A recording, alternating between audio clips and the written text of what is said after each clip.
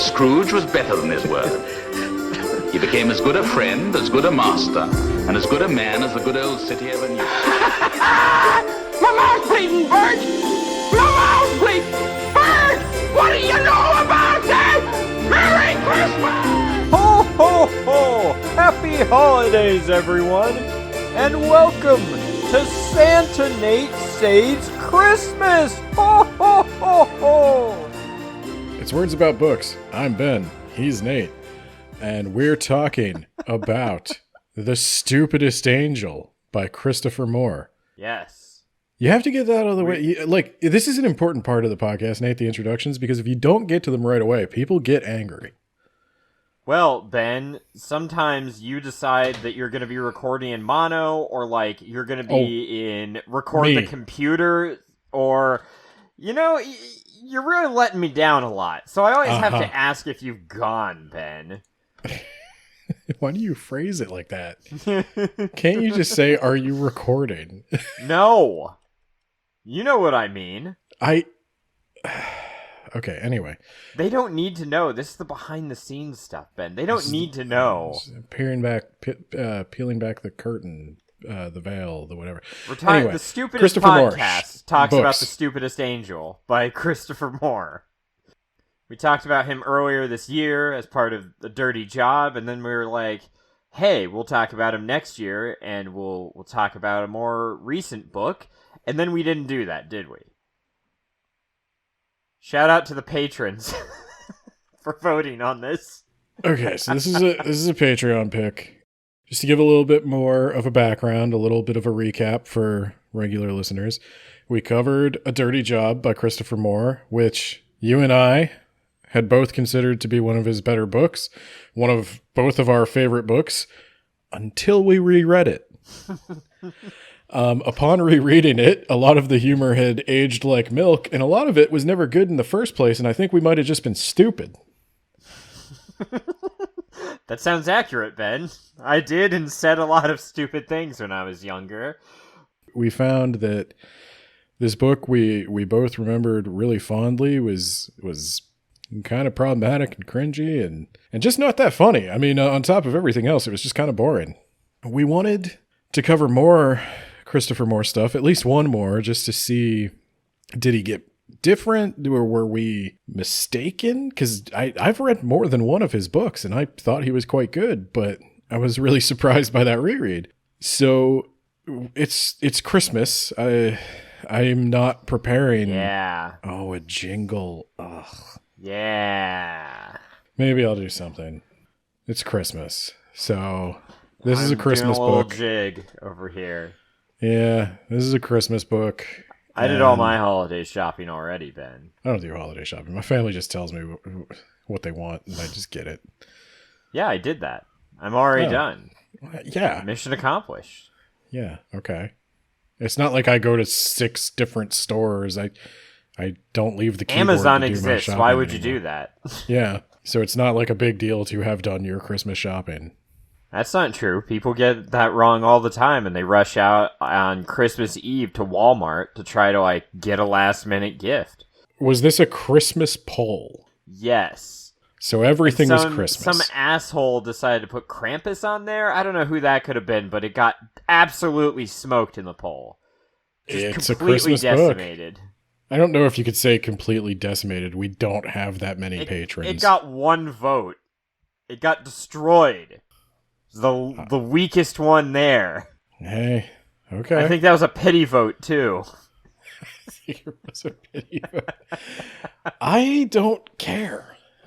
Okay? You asked me what I wanted to put on the poll. You do, secretly. And I put okay. Krampus on there. And it's okay. It's the season. And look, I'm here for you. Okay? Oh, great. This is exactly where I saw my life. Okay. So, this book. This, mercifully, does not take place in San Francisco. Thank God. Yes, that was one of the big problems with A Dirty Job. And I don't know if Christopher Moore can imagine this, don't care about San Francisco. What? But they've got the bridge. Yeah, every city's got stuff. Every city's got stuff. They're all nice. They've got the high rents, Ben. Yeah, they sure do. He doesn't really talk about that. Everybody's just like middle class but owns property in San Francisco. Yeah, that's how middle class was back in his generation, question mark. What? Anyway, so this takes place in a different part of his shared universe, the Pine Cove setting. Yeah, I didn't realize this was part of a Pine Cove series. I'm sure it's like a loose series, but... So I knew that because I research the books. Well, I'm glad someone does, because I'm not. So in researching this, I saw in a review, I wish I could remember who it was, somebody said that this seemed to be based on an actual small town in California that they thought they knew where it was, and I don't doubt that. It's got a lot of very specific descriptors. I think it's a slightly fictionalized town. I guess there are a couple of books in the Pine Cove. There's Practical Demon Keeping. Yeah, I think that's his first book, right? Practical Demon Keeping was his debut. He didn't start out in San Francisco, Ben. He had to move there. The thing with like Pine Cove that I like, because I guess I'll spoil this. I'll set the tone a little bit. I liked this more than A Dirty Job on a reread. I agree, 100%. And I said when we read A Dirty Job, when he's writing actual comedy, like when he's setting up a situation with characters he has established where there's a comical misunderstanding or something, it's fine. The jokes flow, they're good. Like I think in A Dirty Job, it was that scene at the gym where they each think the other one's a serial killer. That was funny. Yeah, just don't remember the other part where they're at the gym just before that, where they're talking about you're going to have to bleep it, puppets, Ben. There's a lot of stuff where the joke is, he said a bad word, or he said something about race that you're not supposed to say, or something about sexuality that you're not supposed to say. And it's like, it was just that kind of shock humor. And it didn't work.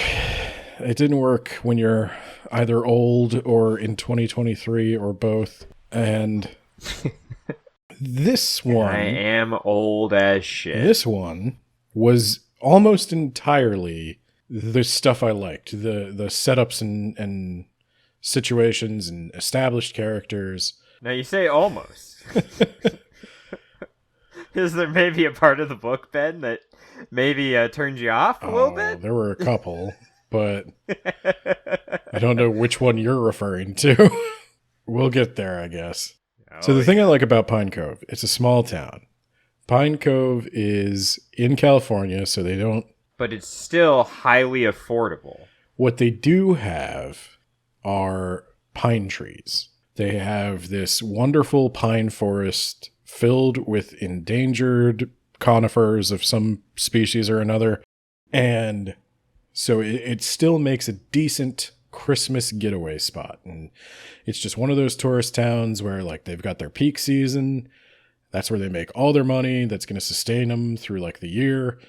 And for them, it's Christmas. And so all these people who are like townies are getting ready for that holiday. And a lot of the action centers around, what was it, like the lonesome Christmas party for people who don't have families or for people who can't travel because they're taking care of their businesses. Oh, wow. We're going to have to talk about this, but I just want to just throw this out there. The description only mentions two people, Ben. The child, Joshua Barker, and the angel. What description? The description of the book on Goodreads. Yeah, that's a bit of a... So you might notice I haven't talked about an angel yet. And that's because I think the angel is like hands down the weakest part of this. Well, that's just mean, Ben. He's already called the stupidest angel. You're just kicking him while he's down.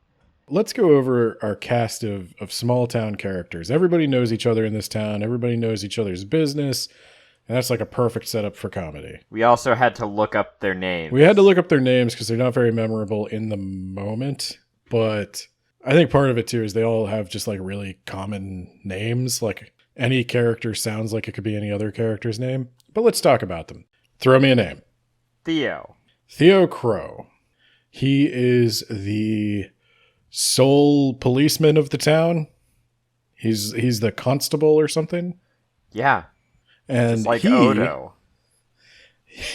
Who? Odo. Constable Odo? The fuck are you talking about? Someone will get it, Ben. In fact, I would have to say a lot more people are going to get it than not. Go on. Is that a Star Wars thing? Oh, man, you probably just made those same people very angry, Ben. Anyway, go on. What the hell is Odo? Anyway. Okay, whatever. Wait, it's me, Odo. You don't say. Chief, remember the last time we went kayaking in the holosuites? You had lamb stew for lunch. I hope I didn't offend anybody with that. Anyway, so Theo, he's a constable. He used to be a pothead. Now, I theorized in A Dirty Job It's all coming back to me. that Christopher Moore, like when I was 18, 19, I was a pretty good kid. A better kid, I think, than my mom thought I was. Hi, Mom. And I don't believe you. At 18, 19, I don't think I was drinking, smoking, doing drugs. I didn't do any of that when I was 18 or 19. Now I have a little bit better idea of what certain things are like. And all I can tell you is I don't think Christopher Moore has ever seen a drug or knows anything about them. Like his description of this dude, when he gets high, first off, he smokes like, even if he was smoking all night, he smokes and then he is high for like 16 hours in book time. Yeah. And he's described as like, I don't see what's wrong with this. it's like, don't walk high. Like every drug in a Christopher Moore book is described in terms of alcohol. He thinks it's just different kinds of drunk. And that's not what it's like. And it doesn't last that long. Like he just smoked. Like edibles last a long time, but smoking? I'm sorry. I don't think he's high all day. That's a minor gripe. But it kept coming up. Maybe he was constantly smoking. No, he wasn't. That's the thing.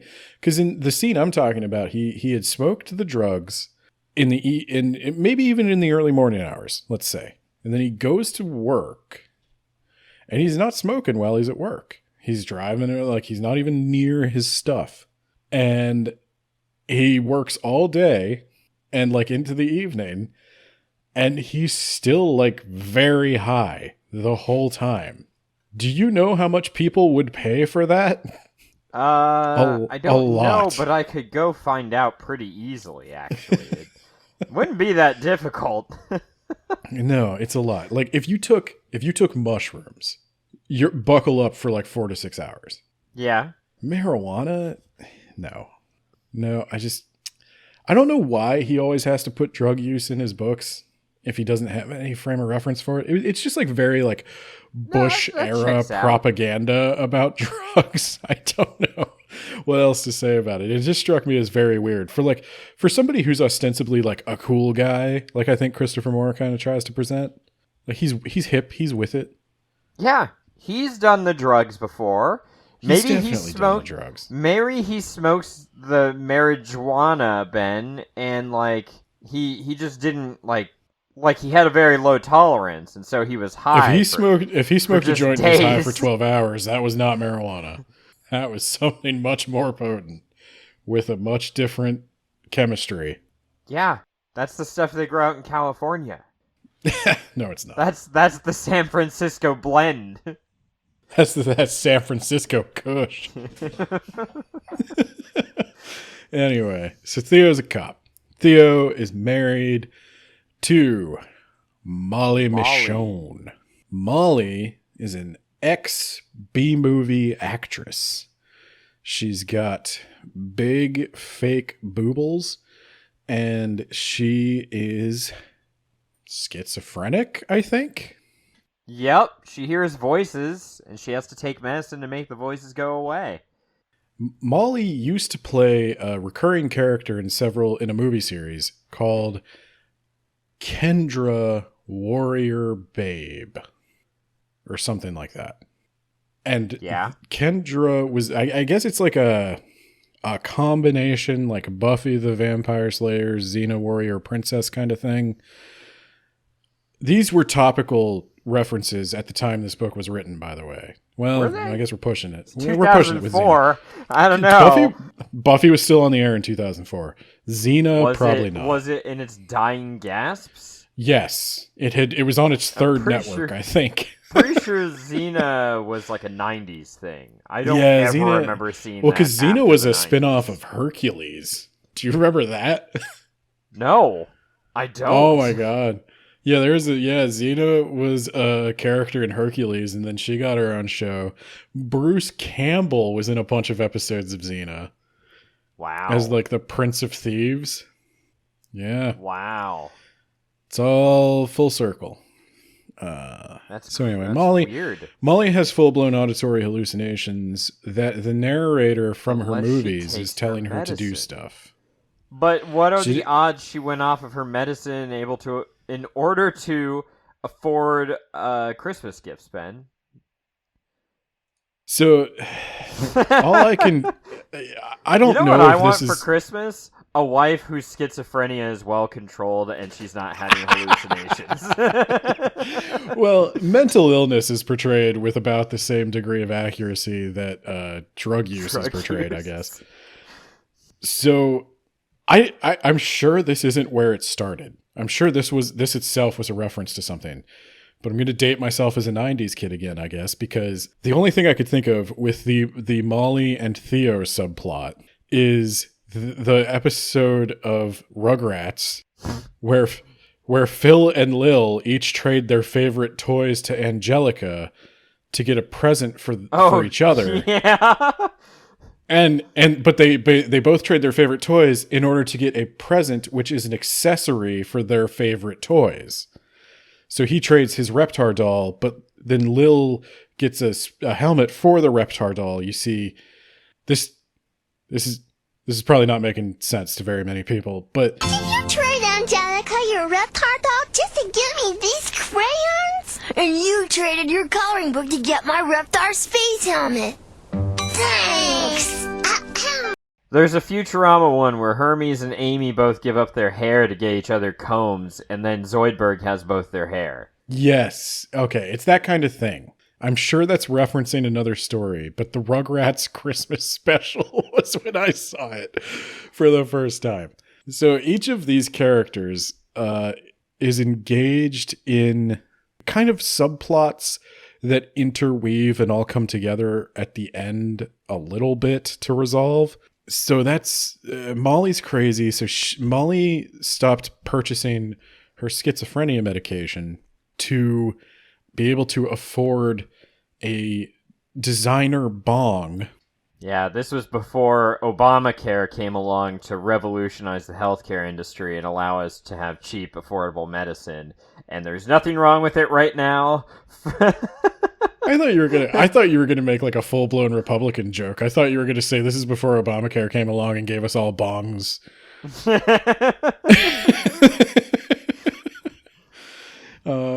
But no, you took the high road there. Okay. So, and Theo started growing pot again, which is a fucking cartel level crime in 2004. Well, he also grew like an entire acre or something. Yeah, that probably is actually still a pretty serious crime. He basically has a farm of pot. This isn't like one or two little things. So Theo is growing pot to be able to afford a tachi, which is a katana but longer, for his wife. His wife has taken up kendo because her Kendra the Warrior Babe persona is a really good swordsman, and she has taken up the blade as a way to exercise. And what is she gonna get? What is she gonna get for him?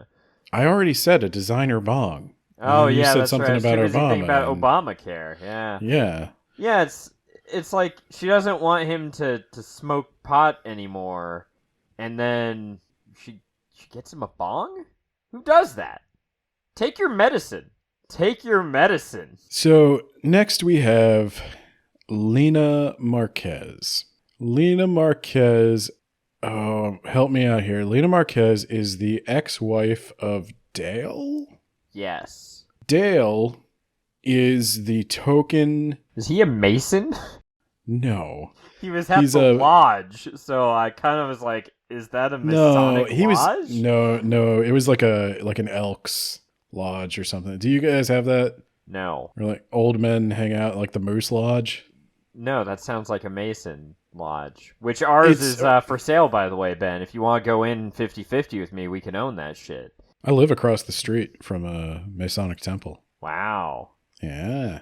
But can you own it? No, I can't own it.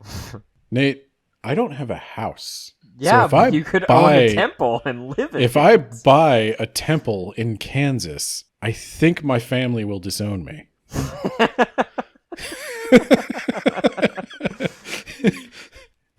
I'll tell you what. Ask me again when I'm 40, because I'm Ew. low key. I'm trying to resist it, but there's like a 50-50 chance I go way into magic. Like there's a 50-50 chance when I turn 40, I just become a ritual magician. Okay. All right. So Dale is a developer. He's a developer, like not a software developer, the old kind of developer, the land house raising developer. Yeah, an evil developer, Ben. All developers are inherently evil. The old ones. And the new ones to an extent, to be honest. But like anyone who builds... Keep saying old one, it's only making me think more of Masons, Ben. No, so it's not... Oh yeah, we got stuck on that one. No, like, so the Masons, they have their weird like secrecy crap.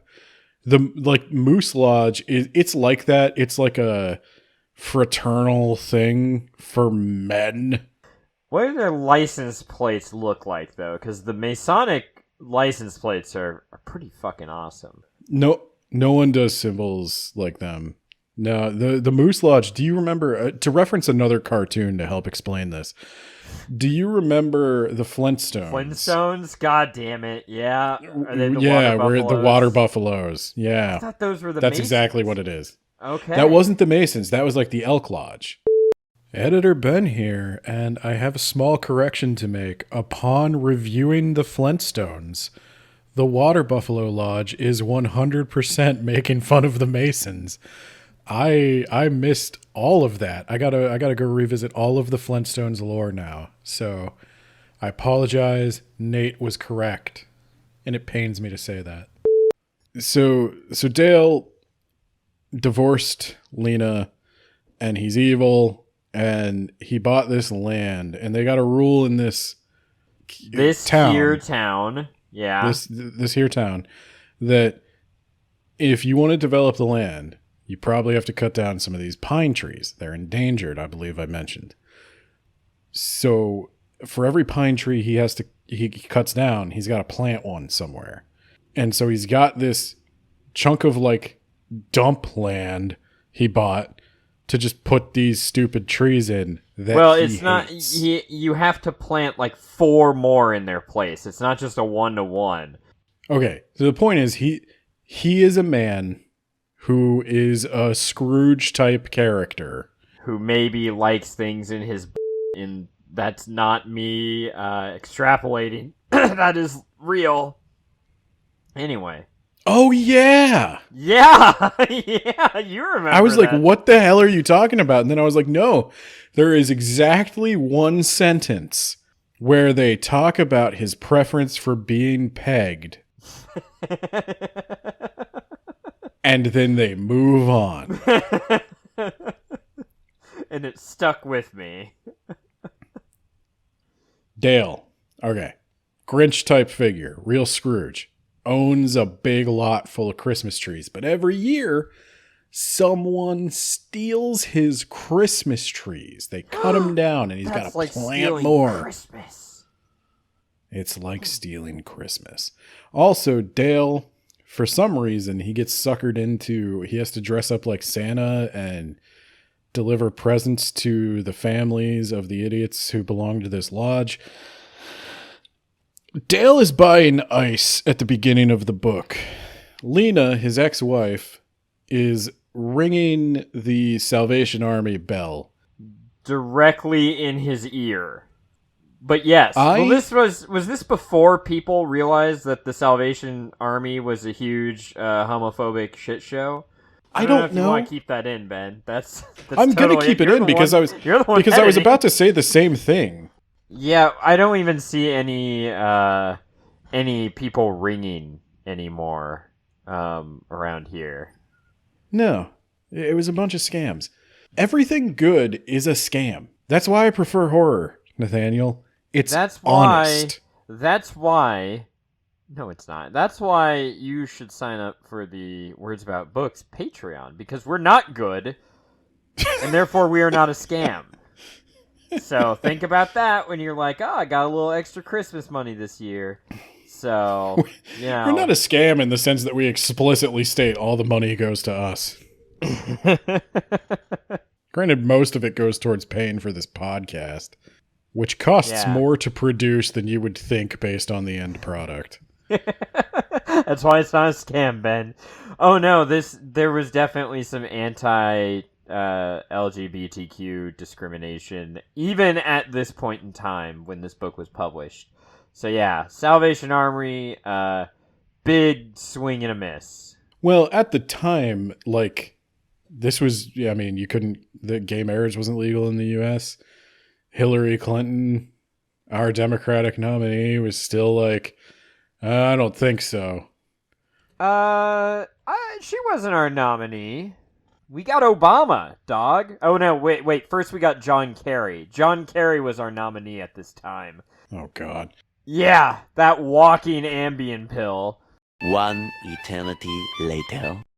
I would say that Lena kind of grows on you over time, and Dale doesn't have that same opportunity. So, Lena, you're definitely supposed to like Lena more. Yes. She seems to be trying her best to at least do actual charity.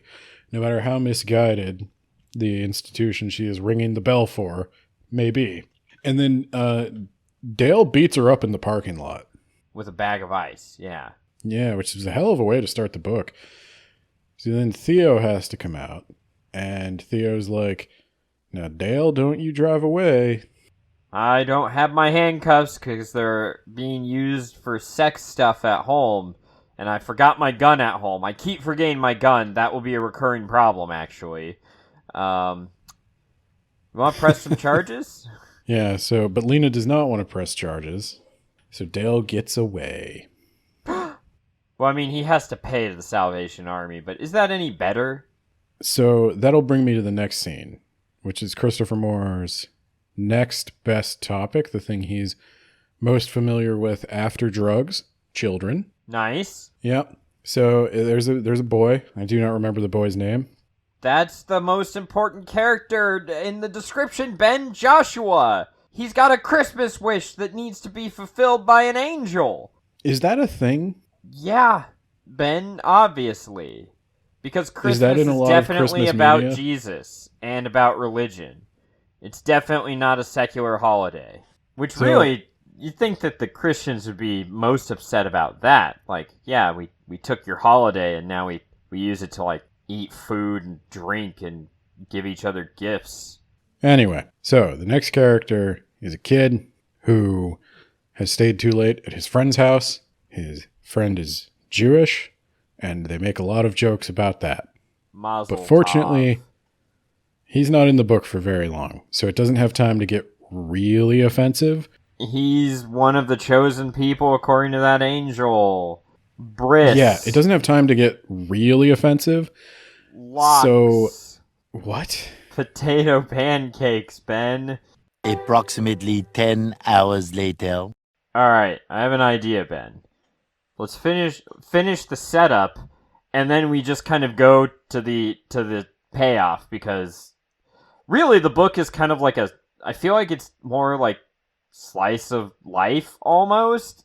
I think that's what I'm trying to get across. Like, it doesn't do a very good retelling, except for the setup and the not super great payoff. But what are your thoughts? Yeah, that's fine.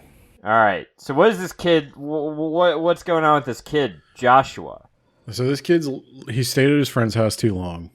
He's got to go home, but he's going home late, and that means he's going to be in trouble. He's 8 years old, and he reads alternately somewhere between like 5 and 15. Well, he's 8.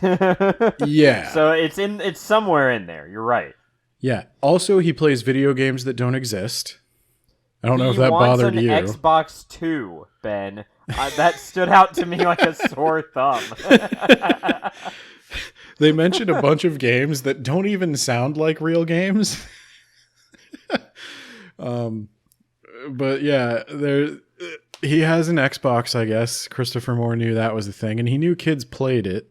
And he knows that, like, there's going to be another one released, so it'll probably be called the Xbox 2. Yeah. I bet the Xbox One really messed him up. Like, it broke his hand because that controller was impossible to hold. That was a big fucking controller, man. Anyway, this kid, he thinks he's going to be in trouble. So on his way home, he's trying to figure out, like, how am I going to spin this to mom? And he's like, okay. Oh, hey, there's Santa. It's not Santa. It's Dale in a Santa suit. And he's been waiting in the forest to catch whoever is stealing his Christmas trees. And it's Lena. She's Those been are two stealing his people I Christmas know. trees. And he points a gun at her. He's got a fucking revolver. And he's like, I don't know what he wants her to do. I think she's first off, she's chopping down Christmas trees for the poor, which, like, who cares? What are you going to do? What, like, chopping down Christmas trees for the poor. In what world would you not just get him a fake tree? Yeah. Why do the poor need real trees? And they last forever because, Ben, all those trees, they were just sitting there not being cut down. You got to do the right thing. You got to do the right thing by those poor people, and you need to get them an endangered tree. So Lena's chopping down these trees. She's digging a hole. Yeah. You know what goes good inside of holes? Not bodies. That would be silly. I was trying to remember why she's digging a hole. Because I thought she was unearthing it. I think she unearths them. Does she actually chop them down? I thought she was digging them up.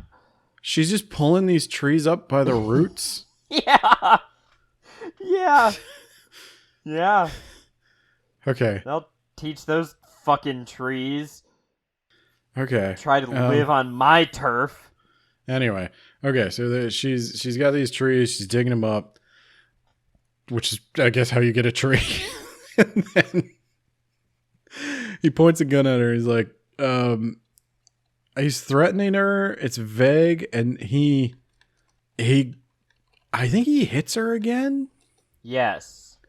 And then she swings her shovel. Yeah. And just takes his throat out. Yeah, right in the fucking throat. And this kid watches Santa die.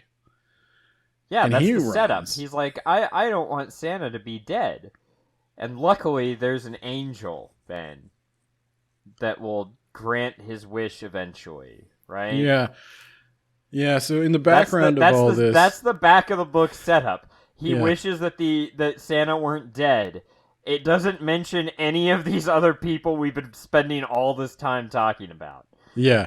So just real quick, before we jump past a few things. A lot of things. While Lena is panicking, presumably covered in blood, a dude with a fruit bat on his shoulder wanders in and he sees her with this dead Santa Claus. And thinks he's like, this will be the new Mrs. Fuck, what's his name? It's not Theo, it's the other T name. Tucker Case. Tucker Case. This is going to be Mrs. Case. So he comes up. This is what we're going to tell our kids someday. Hey, I met your mom when she was killing her ex. He comes up and he's like, hey, baby, what are you doing? You come here often? And she's like, I just murdered a man. He's like, okay, so you're single. Yes, he is this nonchalant. This is not a joke. He's just like, yeah, I can work with that. How about I help you just kind of like slide his body in this hole you were digging, and we go out for some coffee, or you know what? Dinner. Let's make it a dinner date. Yeah, make I this don't want to official. half-ass these things. Yeah. I'm Well, a Tucker's pilot. not- I'm Yeah. gonna mention that a lot. As every pilot does, I assume. Are you normally this calm and reserved? Well, yeah, I'm a pilot. Okay. All right. You see that new show, Family Guy? I'm a real Glenn Quagmire. Giggity. Giggity goo. So, he helps her. So now we've got our plots. We've got Theo and Molly trying to get gifts for each other, but... And wacky hijinks ensue. Wacky hijinks ensue. And Molly gradually unraveling more and more, yep. We've got Lena and Tucker, who are trying to establish a new relationship after Lena has just murdered her ex and Tucker's helping her get away with it. A relationship and an alibi. That's how you know it's strong. That's how you know it's true love. Yeah. And then what's the and this book? This book is just called like Christmas hijinks, right? That's it. Like it's these two plot threads, right, Ben? Right? Well, there's one more plot thread. There's not a third lesser plot thread that the book is named after. Well, there's this boy who's in the book sometimes. And so he saw Santa die. He goes home and he's like, fortunately, his parents, they weren't there. Unfortunately, a creepy angel is there. And the running joke with the angel is he's stupid and he doesn't know how people are. I need a boy. He keeps walking into places and saying, I need a boy. Any boy will do. I just want a boy. He's wearing like a trench coat despite the fact that it's like 70 degrees out. And the joke is he's a child predator. That's what everybody thinks. That's how he presents himself. But he's not. He's actually an angel. Yeah, because child predators at least try to be a little less obvious. The church would never have anything to do with that. Yeah, I was going to say, wait, hold on. I'm thinking about Jared Fogle, and I'm like, no, people should have known way sooner than actually how long it took. Yeah, okay. So this angel's standing in the kid's house, and... he's like, you're a child? Ah. And the kid freaks out, calls 911. I think the cop runs into him with a car. Yeah, literally runs him over. And then he just gets back up and twists his limbs and shit back in. And he's like, oh my god, there's a supernatural presence. And it gets barely investigated, and it's not the point of the book, but it's there, I guess. So that's kind of the running theme. Like, that's kind of the cause for action throughout the book. The motivating presence of this angel. Theo is eventually going to get the call from this kid who said there was a strange man in my house. It scared the shit out of me. He runs over the angel. He gets a hair sample. He finds out it's not human. And so his investigation of both this dude and the murder is what drives the plot, such as it is. But the plot is not really the point. Yeah. The point is the time you spend with these characters, and they're genuinely charming for the most part, I think. Yeah. Like, I like Tucker and Lena together. Tucker is kind of just a weird flirt. He's got a bat, which I assume is a reference to another book. I have no idea. But the bat wears sunglasses. Bat wears sunglasses. Later on, it will talk. Yeah, I think it was... It was schizophrenic, but still. No, I read what this was from. I think it was the Island of the Something Love Nun. Oh, I have that book upstairs somewhere. The Sequin Love Nun or whatever. The Island of the Sequin Love Nun. That's what this guy is from. Okay. And he got the bat in that book. It's all tying together. Yeah, seamlessly. It's a really subtle fruit bat that's just there for the people who know. Like, not everybody's going to know that fruit bat's a reference to something. They might think it's just a random fruit bat. But, like, people who are eagle-eyed and reading the other books might pick up on that subtle reference. So, I'm going to be real with you. What doesn't work in this book is all the Christopher Mooreisms. What? I don't really think it needed to be connected to any of the other books. I think he's trying way too hard to make that a thing. The bat is really lol random at best. Like, if you don't know what it's from, it's just like, oh, this guy's got a fruit bat? Okay. I mean, that's funny, I guess, because I wouldn't expect a man to have a giant fruit bat as a pet. Yeah, but he does. Does. Yeah, there it is. Perhaps even a Raffle or Lamau. Rafflecopter. Yeah. So I didn't get that. And the angel and the kid, like, it needs something. It needs some through line. But I thought the murder was kind of enough. Nah. The murder is enough to show, you could show Theo dealing with Molly and her regression into Kendra the warrior babe as she, is not on her meds and the hallucinations come back with a vengeance. I think I asked you one time, like as a medical professional, I was like, in schizophrenia, are the hallucinations ever just like helpful? No. Yeah, that was the answer you gave me. They're like frightening. It's never just like usually tell an you to imaginary throw friend. yourself into traffic. Yeah. Yeah. Hers are comedic. There is a point where she becomes crazier than the hallucinations, and the hallucinations like, whoa, that's funny, right? Yes. The thing is, right? I like this is the challenge for me with Molly. I like Molly as like the somewhat disconnected from reality B-movie actress. I like Molly. I'm willing to even forego that nobody has ever been crazy in this way. I'm willing to let it go for the story. I don't mind suspending my disbelief on that. I think she's a fun character. And I think her relationship with Theo is kind of charming. I do wish it were a little less gimmicky, maybe. I don't know. What do you think? I enjoyed the book, and I enjoyed all of the slice of life stuff. I wasn't sure why it was called The Stupidest Angel until the thing happened, and before we jump into the thing, I did not think that was where that was going to go. Before we jump into the thing, what do you think? There's two relationships at the heart of this book: Theo and Molly. What do you think of Theo and Molly? I think that they're great when they're on their meds, and one of them isn't high from illicit substances that are inside of his pot.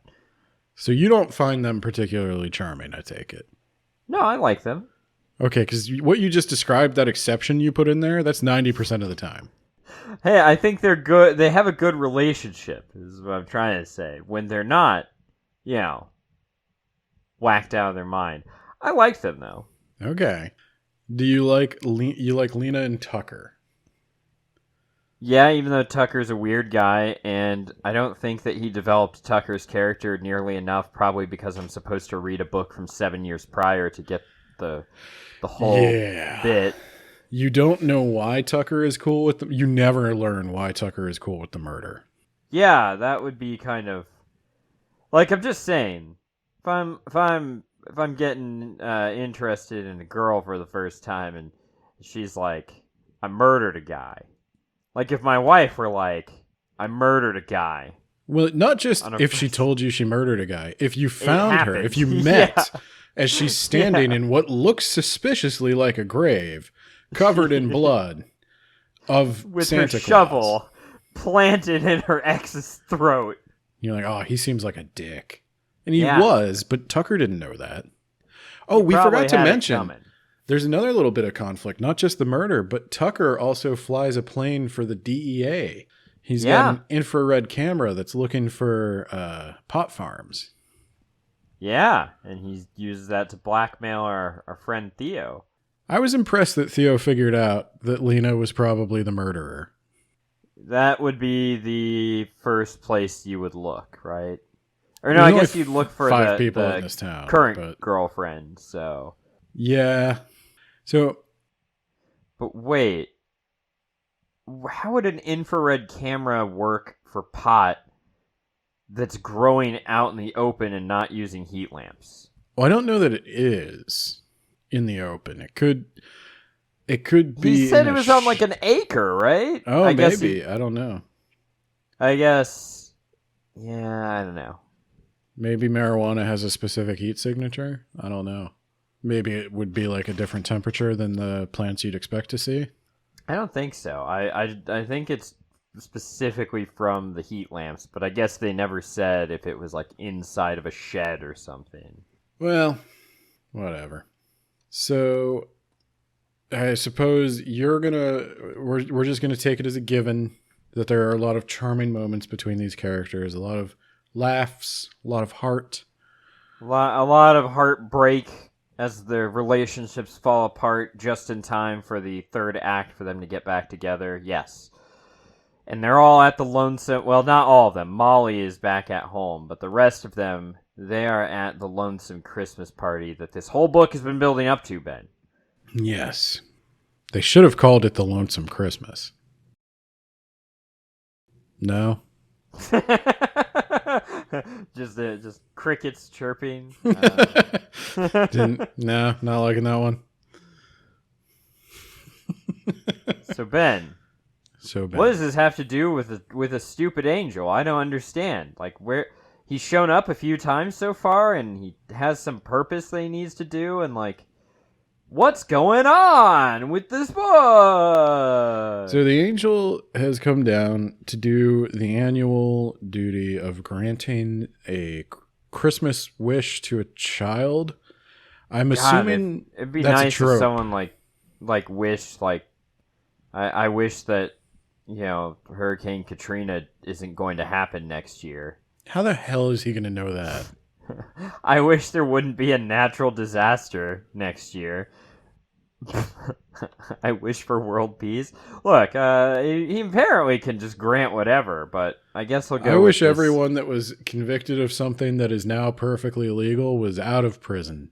Nah. Nah, I can't do that. No. But I will grant your wish that Santa is not dead anymore. And I don't know where Santa is, because you didn't tell me. So I'm just going to gesture to this general area where I think he might be that is also next to a graveyard. Did you know the dead talk to each other while they're dead, Ben? That's a thing that will be brought up a few times, and you'll wonder why it's there until this angel's like, all right, dead people, get up and feast and be merry. Yeah, that's it. Okay, bye. So, of course, they're suddenly really hungry for brains, and Dale wasn't inside of a coffin, so he can just pop right up, which I call bullshit. If I'm buried under a bunch of soil, I'm not getting out. But whatever. Well, that's every zombie thing ever. He starts digging out the other ones. And he still has a gun. Yeah, he does. So the stupidest angel misinterpreted the boy's Christmas wish as he would like Santa to rise from the grave as an undead ghoul. Yeah. I mean, because he's stupid. He doesn't know humans. He doesn't know that humans wouldn't like that. Yeah. I mean, He'll take surprisingly little correction at the end to get it right. Spoilers, I guess, if you couldn't guess that's where that's going. But yeah, I don't like him. I mean, I don't like him as a device. I agree with you that he is the weakest part of this book. And honestly, though, what book do you have without it? You focus more on the relationships? Come on, man. That doesn't have zombies. It would have made more sense for just Dale to come back. And he's got a gun. Okay, but he's threatening enough. What about all these great other undead characters like Marty in the morning and Esther and others that have died, Ben? What about them? Huh?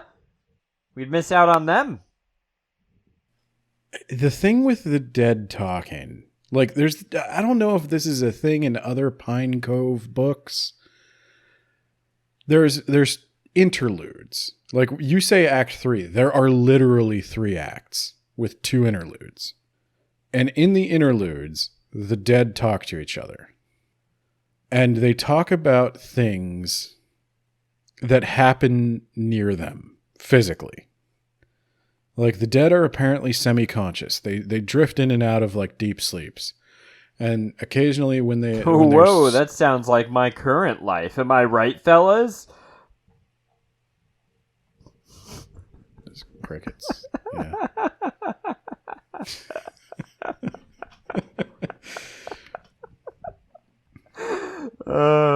Anyway, tell me about these interludes, Ben.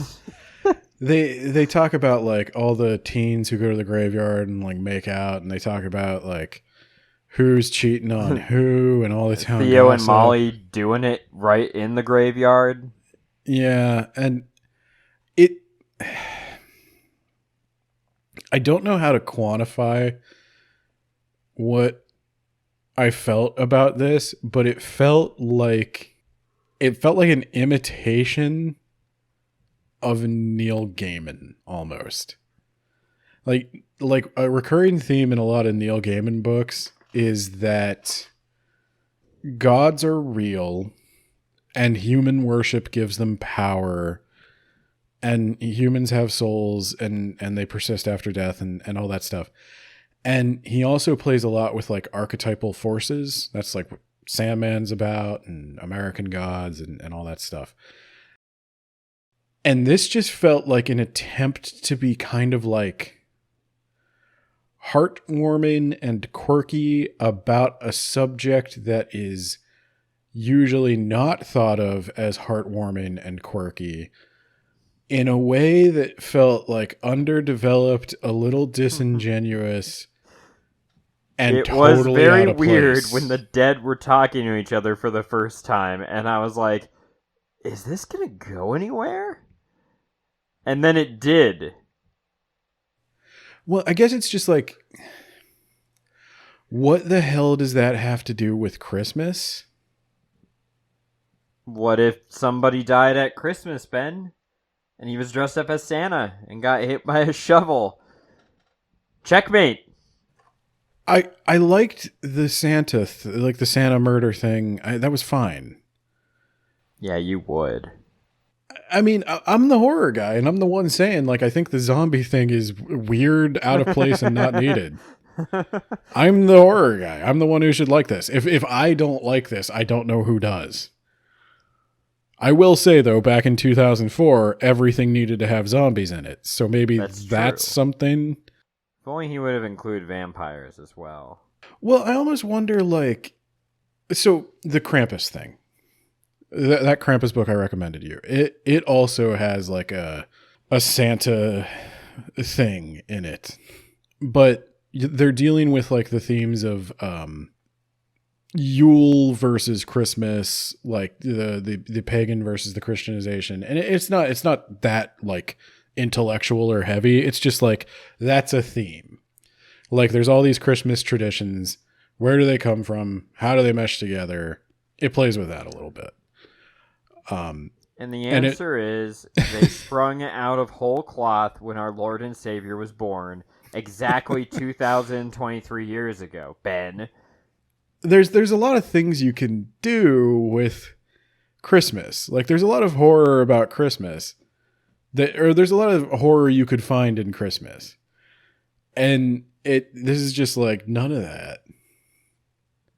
Because he didn't know what the angel should do. Like, zombies are the lowest hanging fruit of any horror conflict. The undead are always going to be creepy because people are afraid of corpses.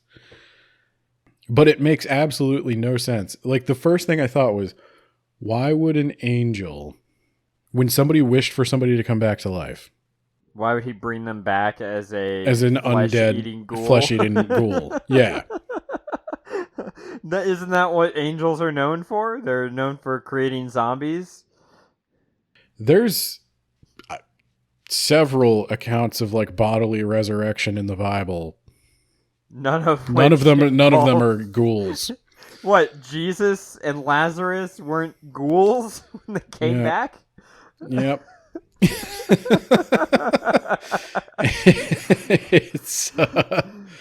You would think he would just bring Dale back. And maybe it's like a situation where if he brings Dale back and Dale can't be killed, that would even be a thing. Where he was like, I wish Santa wasn't dead. Or something like that. And he brings him back, but he brings him back too good. He can't die. So he attacks Lena, and they have to fight him off, but they can't stop him. He just keeps like, he's Wolverine now. That's horrific. Then you could do that car scene, but with Dale. Yeah. Hit him with a car, he gets back up and twists himself back into place. Yeah, and it doesn't just, but then you don't get to have that like weird Neil Gaiman. Like, he had a thought of like, what do the dead talk about? They defeat Dale by appealing to his humanity, Ben. And we all have a hearty Christmas together. Well, it doesn't even change. But the reason they're zombies, Ben, is because he's like, oh yeah, I need to give them a command so they'll get up. Go feast. And I guess that's like whenever someone tells me to like be hungry, I'm hungry for brains. I know it's supposed to be funny, and I know we're overanalyzing it, but it feels weird. It is a very strange ending to what was a slice of life, heartwarming Christmas tale with, like, I'm not going to say grounded conflicts, because you had a crazy person and a person who was high on pot forever, but, like, it was fun. So and quirky, and it wasn't a weird out of nowhere, and then the dead rose. Okay, so what winds up happening is the Lonesome Christmas is being held in like a fire hall or a church, some like an old cheap church, some cheap gathering place, and the zombies wind up attacking it. Oh no! There are more zombies than there are people inside. And the zombies want brains. They kill a couple of people. They lay siege to the... Did you get that impression? I got the impression that there were fewer zombies, or not a whole lot that were working, because they were like... There's not very many juicy zombies. Yeah, juicy... zombies. But Dale also still has a gun. And he's not like a shuffling, mindless zombie. They're all talking. He's a dude. Yeah. They're talking and start revealing secrets, and so they get the Lonesome Christmas Party sings Christmas carols to drown them out. I did think that was kind of funny. I like that. That was the one part where it worked, where they can't get in, so they start like, since the dead have just been hanging out watching this town and they know all the gossip, they just start telling everybody what everybody's up to. And the people inside look at each other and they're like, I think we can all agree that no one benefits from this. Let's just la la la la.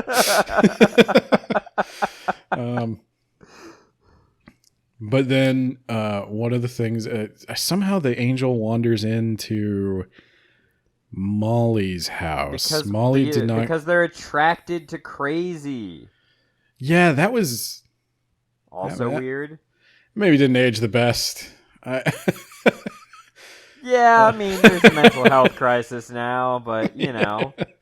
Yeah, that was one of the bits of humor that didn't age super well. The angels are attracted to crazy people because no one will believe them. Yeah, take that, crazy people. They have a sword fight. So, which was funny, and she gives him hot chocolate, and he's like yada yada, and she's like yada yada. It's heartwarming in a way that doesn't make any sense. And then the she's fruit like, bat tells her to go rescue them. The fruit bat escaped the church, and he can talk. Okay, lol. Got him. I guess if you hadn't read the other book, and I haven't, you could attribute that to Molly being crazy. But can he talk? I believe he can talk. Okay, because one of the pieces of gossip around Tucker was he believes his fruit bat can talk. Yes, I believe he can talk, but I think maybe Christopher Moore figured, the only person who heard the bat talk is a schizophrenic. So that's fair. Yeah, it's whatever. So she knows that her man needs help, and so she takes her new Christmas Tachi. I wanted to call her Barbara. What is her name? Molly. They're coming to get you, Barbara. That's why I wanted to call her Barbara. That is a Night of the Living Dead reference. Everyone who was cool got it. They're coming to get you, Barbara. Stop it! Molly comes in with her Tachi, and she starts cutting heads off. There's a big old fight. And eventually, the angel shows up, and he says to the kid, he's like, yeah, that was a really stupid wish you made. I don't know why anybody would want to wish for Santa Claus and his zombie army to come back and kill you, but, you know, I don't understand your ways, and I don't judge. I don't understand your stupid customs or your dumb traditions. And the kid's like, no, I didn't want Santa to come back as a zombie. I just wanted Santa to be alive to serve his purpose of bringing me presents. And the angel's like, oh. And then he fixes everything in the end. Yeah. Dale, instead of being murdered, they go back in time, and Dale breaks down because new things with his girlfriend isn't working out. Tucker punches him. Dale is going to stop by the Lonesome Christmas party to deliver gifts, and maybe things are going to be okay. And everyone's relationships are all patched up, and everyone's going to live happily ever after. And then there's an epilogue that just... It says it's one page, but that thing goes on forever, and I didn't read it because you said it wasn't in the audiobook, so... The end! So, Ben, what'd you think of this book? What's your rubric, Ben? I was going to say, would you like me to tell you what I think in the form of a structured rubric? Yeah, I would, Ben. Blog.wordsaboutbooks.ninja. I've pre-made my rubrics. Stupid_angel. Okay, do you want to start, or would you like me to start? I see your quote for Garth Marenghi. What was my quote? There's a lot more of a man f***ing a typewriter than I thought there'd be. Nate, words about books. I quote you sometimes. Whenever you say something insightful.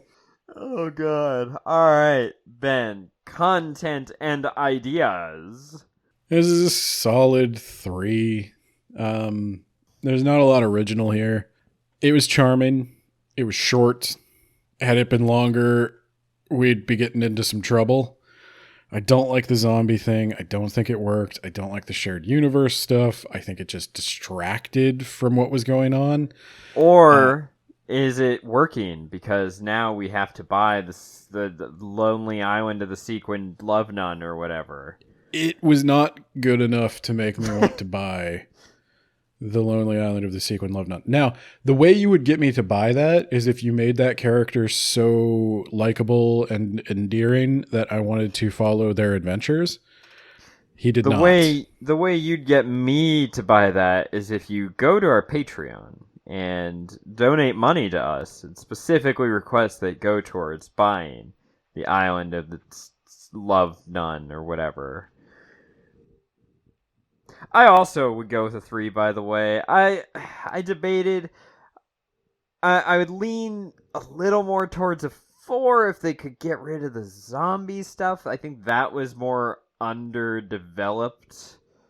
If he could replace the zombie stuff with something else, preferably with Dale something and... even tangentially related to Christmas and or the characters, that would be great.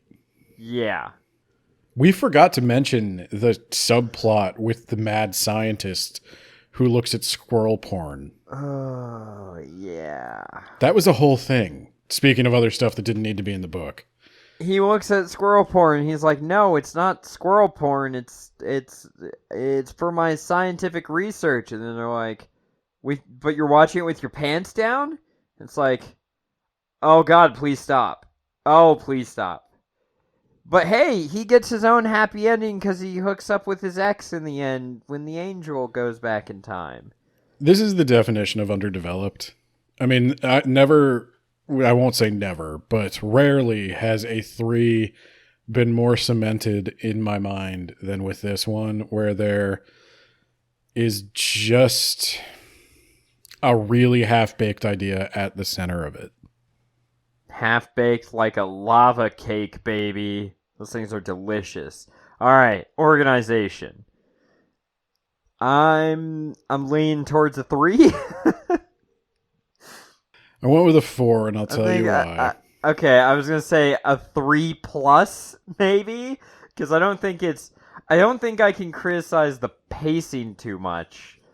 Pacing's good. The structure, though, is like, The structure, I like the way the people's lives intertwine.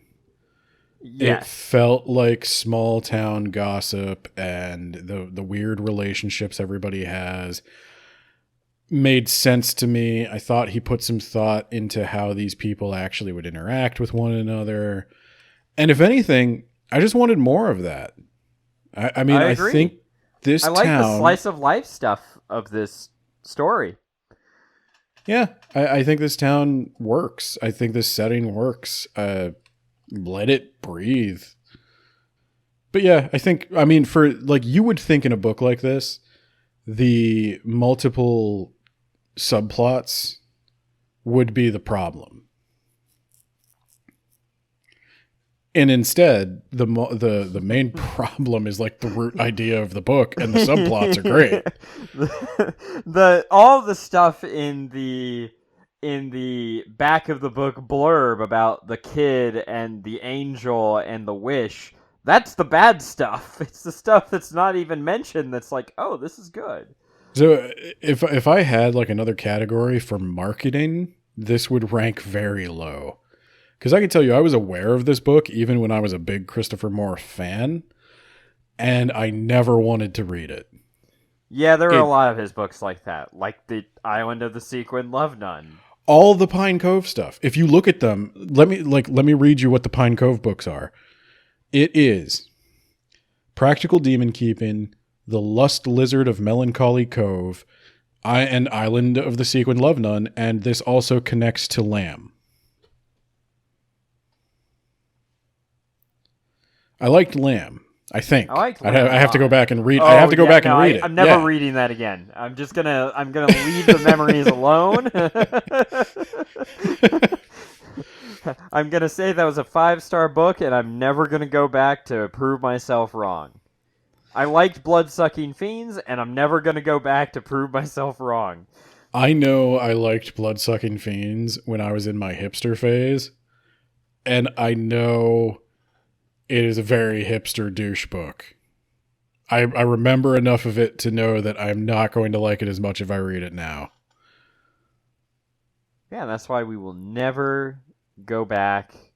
Christopher Moore learned the phrase "little black dress," and he was just like, Mean Girls tried to make fetch happen with that. He was like, everybody knows about the LBD. And he just kept saying it over and over. Nah. Anyway, language. Speaking of that, language. 3. Didn't really care one way or the other. Yeah, I was gonna say there's nothing that stood out. There's nothing that was bad, but there's nothing that like stood out as like particularly great. No interesting turns of phrase, no especially witty repartee. No. Personal preference, Ben. I'm gonna go with a 4. Yeah, I'm with you. There were elements that didn't quite work. We talked about those, but I think I have an overall positive impression of the book. I have rarely read a book in such an on guard state of mind.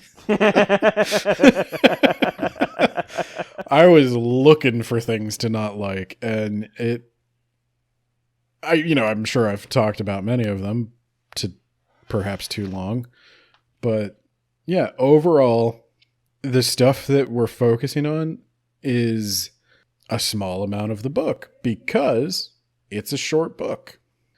This is one where it's like, keep it light, keep it quick. Don't dwell on your mistakes. I think served him well. All right, recommendation strength. I'm gonna go with a 3, Ben. I think you probably went with a 2. I went with a 4. Oh my God. Wow. So I guess the definition of a 4 is a strong recommendation to genre fans and a weak recommendation to general audiences. And a 3 is a weak recommendation to genre fans. So let me ask you, the deciding factor here is, what genre is this? I went with the genre of Christmas books and specifically Christopher Moore books, not the broader genre of comedy. I went with like comedy Christmas. Look, I'll be real with you. In terms of Christmas stories, this would near top 10 for me. I don't like a lot of Christmas stuff. Wait, you don't like Die Hard? It's so, I mean, that is a internet conversation right out of 2004 itself. Die Hard, Home Alone, I like Home Alone. Christmas Story. I know how much you love that one. It's like your favorite movie of all time. I fucking loathe that movie. I hate Grinch, it. I hate everyone in it. One with Jim Carrey. Do you know the kid who played Ralphie in A Christmas Story was in the original Iron Man movie? Oh, wait, what?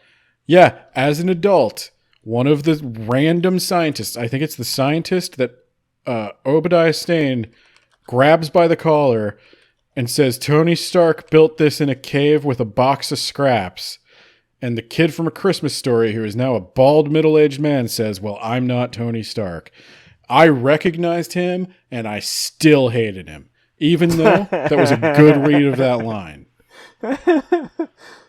Did you know there was another Christmas Story, Ben? No. There was apparently a sequel.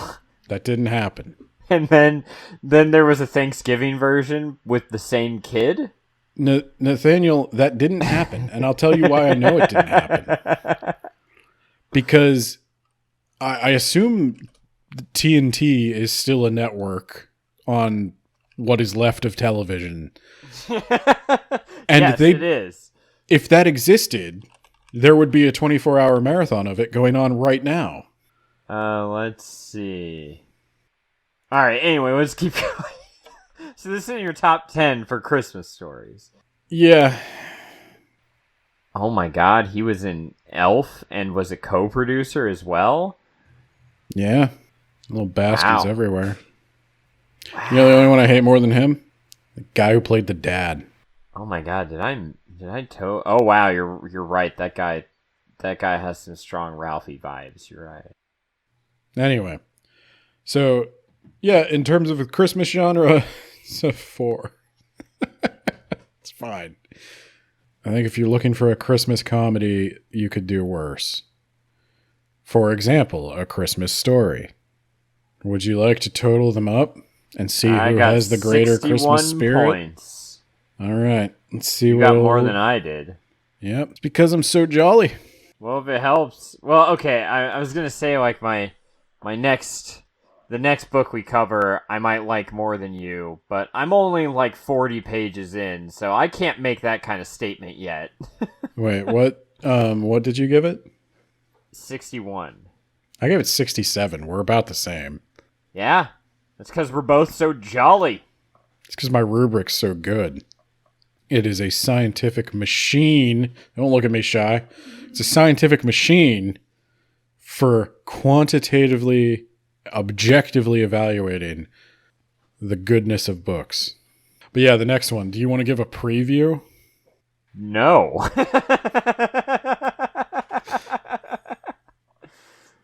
You don't want to give it... you didn't even get the reference in the title, Mr. Christmas. Later on, we'll conspire. Yeah. Because I don't remember those words from that fucking song. It's from that song. I forget what the song is, but it's... Walking in a Winter Wonderland. That's the only part I remember. I remember the melody and whatnot, and later on, we'll conspire. Da-da-da-da-da. Da-da-da-da. Walking in a Winter Wonderland. There you go. Well, I'm gonna give a shout out to all of Santa Nate's little helpers. Especially the ones in the $10 tier. That's the most Christmassy thing you've said so far. It is very Christmassy. Thank you for giving me more gifts than less. You're good, switching it up. Good friend. John Bierce, somebody whose books you may actually want to give as a gift. Consider it. He is the author of The Mage Errant. He also has a Patreon where you can read his short stories and vote on which ones come next. Much like certain people voted on this poll. We have North Pole. James, the Gravy Man. The If You Want the Gravy blog. And then Shy. Shy with a Y. On TikTok. Who's left? Who am I forgetting? Isekai Sensei. Shy with a Y, Isekai Sensei Sama.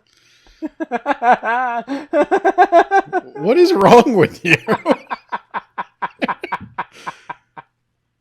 Oh, you might just do that in post. You just get the giggles. No, I'm leaving this in. This is how this is what they pay for. This is what they want to hear. They want to hear they want to hear your authentic shout out. Isekai Sensei Sama of That Time I Got Reincarnated in the Same World as an Anime Podcaster podcast. That is the end of my Christmas list.